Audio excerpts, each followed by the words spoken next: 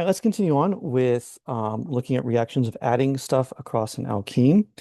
And in this next reaction, we're going to look at what's called catalytic hydrogenation. This is just the addition of hydrogen, so H2, across an alkene. So one carbon of the double bond gets a hydrogen, and the other one of the double bond gets a hydrogen. And this is another example of a reaction that occurs in a syn addition stereochemistry.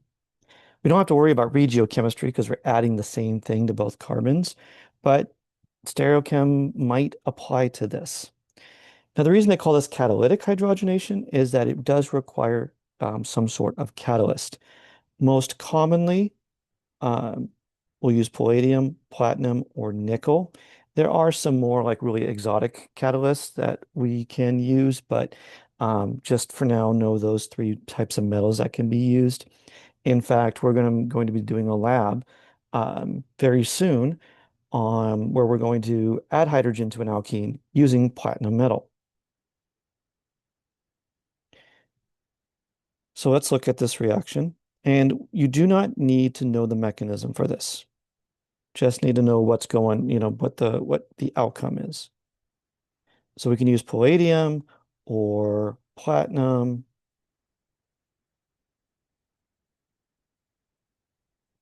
or nickel, pick your favorite. And this results in the syn addition of hydrogen across the double bond.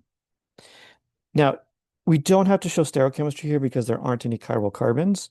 The reason I showed it was just to emphasize the hydrogens add in the same direction, and they'll add both up and both downwards. Since this problem, it's not chiral, we don't care about that. So what about where it does matter?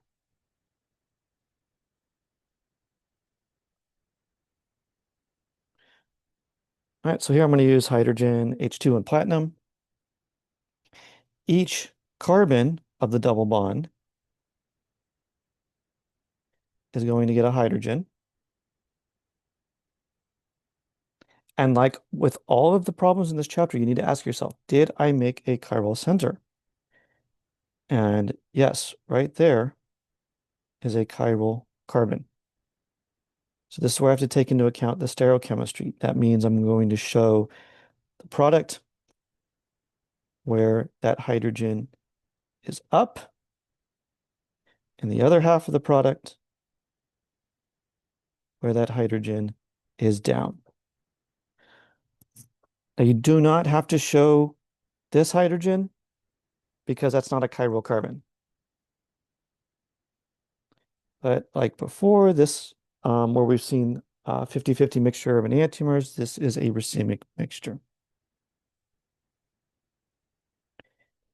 Now let's look at one more example. And what I'm going to do is compare two stereoisomers of the same alkene.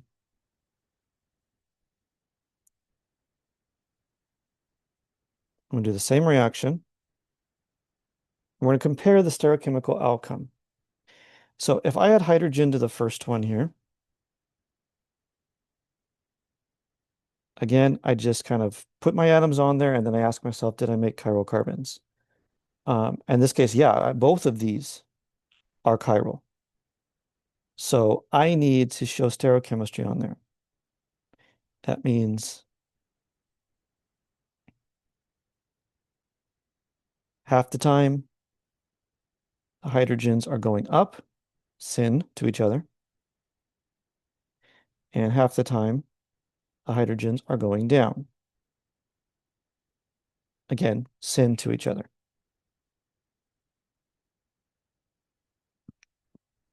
And that makes a racemic mixture. Now, all the examples I've done so far, when I've made a chiral center, I've gotten a racemic mixture. That doesn't necessarily mean it's always the case.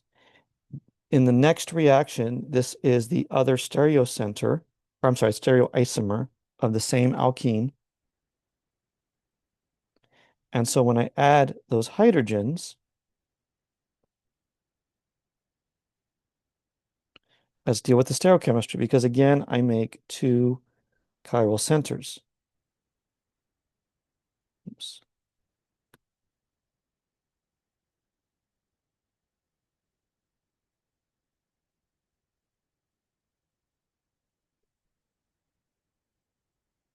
I want you to take a very close look at this compound and what do you notice about it? It's got two chiral centers, but what is interesting about this whole compound? It's symmetrical. If it's symmetrical, the whole molecule can't be chiral. So what do we call a stereoisomer that has chiral centers, yet the whole compound is not chiral? That is a meso compound. And that's something that should always be in your mind whenever you add two of the same group to an alkene, because that is a possibility. You won't know until you actually start drawing the product out and looking at and determining if there's symmetry. So don't always assume that just because we've only talked about racemic mixtures, that that's always going to be the case. Okay, so especially if you add two of the same group to an alkene, you need to think about the possibility of a meso compound if there's symmetry in the molecule.